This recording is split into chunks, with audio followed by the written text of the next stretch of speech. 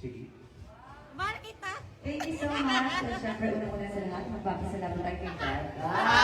Kasi nabuhay tayo today at nagising pa tayo. Yes! Ayan, thank you so much, Ate Jessica. Yes! Diba? Tinayagan na tayo dito, solohin natin ang gabi dito sa itaas. Thank you so much po. As a Team KKK na nandito na, Diyos ko, ito mga ko yung una pa talaga sa upload. Ang bihira. Huwag kang nag-aaga. Oh. Maraming salamat, Team KKK!